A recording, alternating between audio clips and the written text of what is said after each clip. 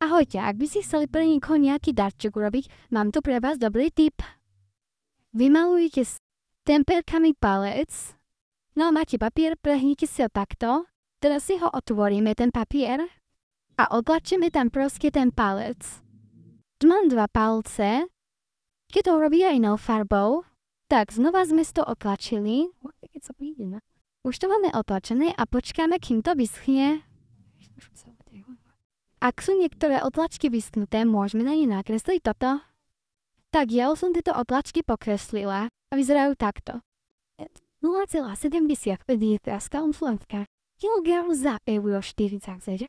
To môže byť pekný ako darček. Príklad môže byť ešte takéto proste. Keby ste toto chceli dať niekomu, kto má narodeniny, tak sem napríklad niečo napíšete napríklad. Všetko najlepšie k narodeninám, ale môžete nám písať samozrejme čo chcete. Ja to teda vyzerá tak.